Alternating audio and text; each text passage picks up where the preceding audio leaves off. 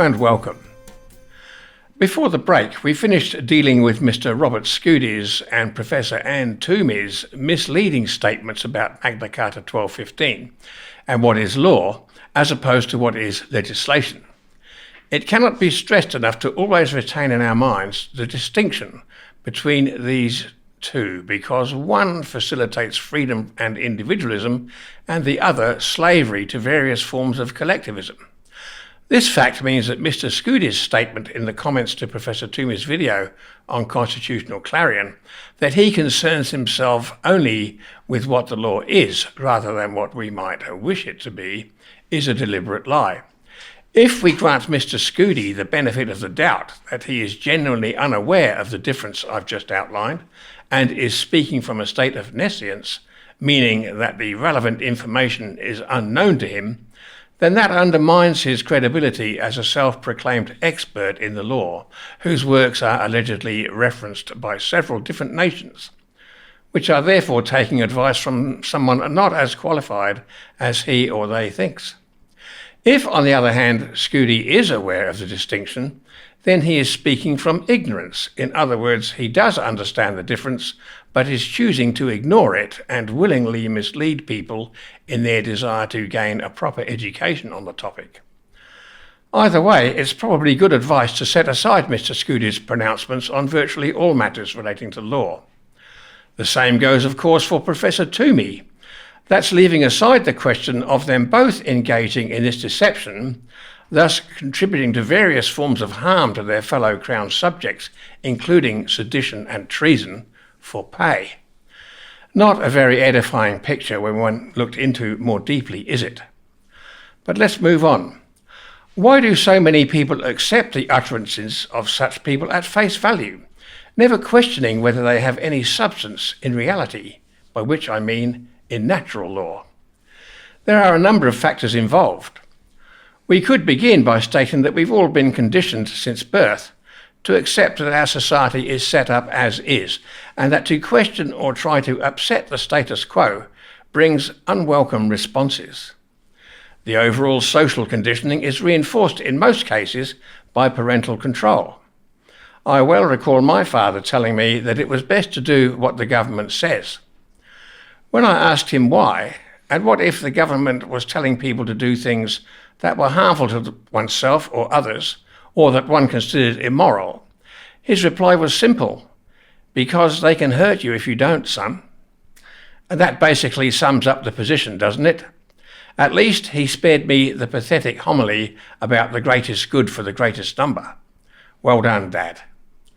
We can talk about social conditioning at school, in the workplace, via the media, the various fields of literature, the graphic and dramatic arts, and peer group pressure. Because people differ in their personalities and their preferences, some factors work better with some people while having hardly any influence over others. However, the people who are currently controlling our societies have had centuries of practice at implementing these various forms of influence and coercion. And the vital aspect of their success is that they have taken the time to look into these methods of psychological and physical control, especially the psychological. The information they have acquired is properly termed occult or hidden knowledge. Their victims, those who they have reduced to varying degrees of slavery, have not done this work. So for the most part don't understand what is being done to them and why these methods are so effective. We have all been taught from birth that for social order to exist, there must be a controlling influence, which we term government. There are very few people who question this doctrine. I call it a doctrine because it has the same effect on people's minds as the doctrines or rules laid down in any religion. In reality, the effects of this inculcated belief in the concept of authority is no different from those beliefs clung to by the adherents of religion. The concept of the state as the overarching authority has slowly but steadily replaced the concept of an invisible deity in the minds of many, particularly in those cultures like the West or those strongly influenced by the West, which pride themselves on their level of education. People in these cultures often tend to look down on those denizens of cultures where religious devotion is more strictly observed as being superstitious or uneducated, sometimes even adopting a pitying attitude towards those they regard as being stuck in primitive thrall towards their ecclesiastical masters. I recall being struck by the extraordinary irony of hearing some Christian clergymen referring to the religious beliefs of some people in Africa as mumbo-jumbo.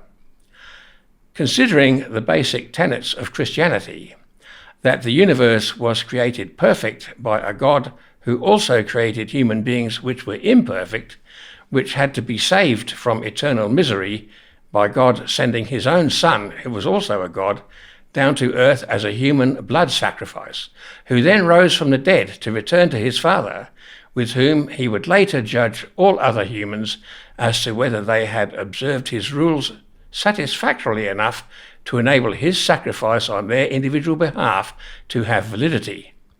Are they scarcely any more credible?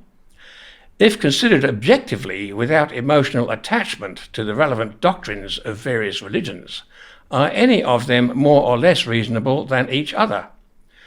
Every one of them consists of a series of made-up or contrived scenarios attempting to account for observations for which we have no current scientific explanations.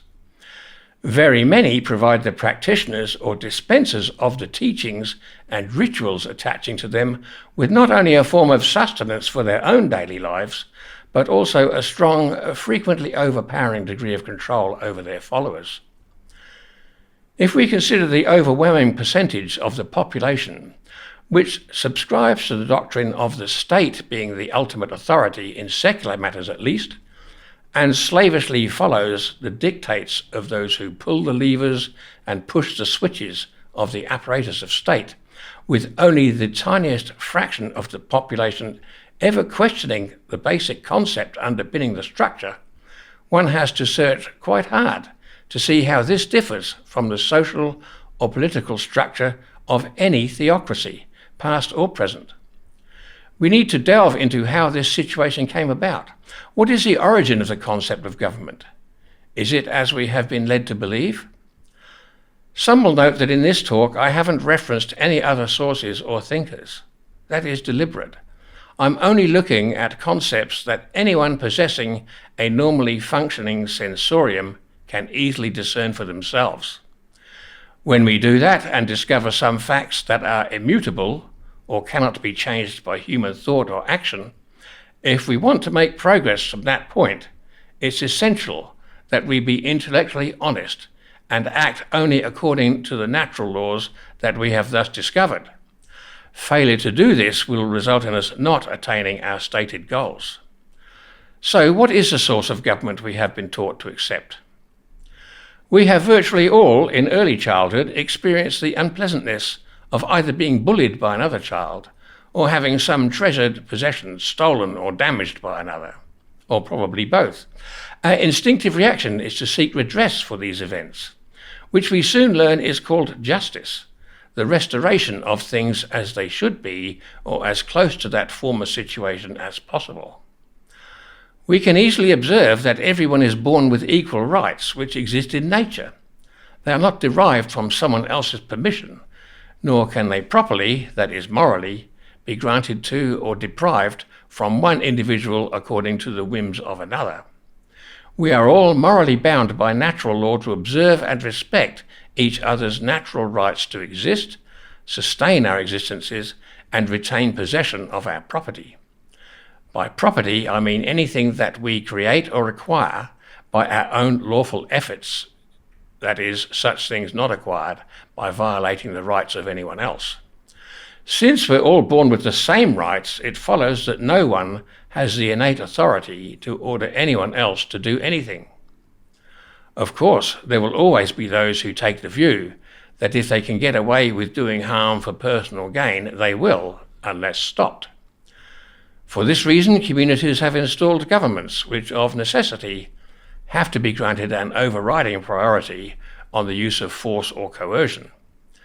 The sole job of government should therefore be to enforce the decisions of the people via the judiciary in dealing with criminals, whether they be local or invaders from elsewhere. That is the version of events that we have been fed, is it not? But what if some important details have been omitted from this narrative? We have observed over many centuries of recorded history that governments invariably overstep their powers and engage in all manner of activities which are harmful to individuals' rights, gradually increasing that range to include things like employing standing armies, investing in business ventures, creating jobs. That last one's a joke, by the way, as governments can't create anything since they produce nothing, only manipulating whatever they have misappropriated from the efforts of others, and so forth.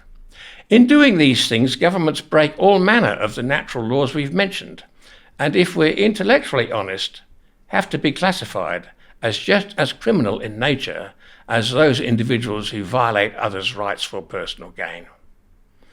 The question I'm raising is, isn't it possible that those who first proposed the idea of a government had these motives in mind to begin with?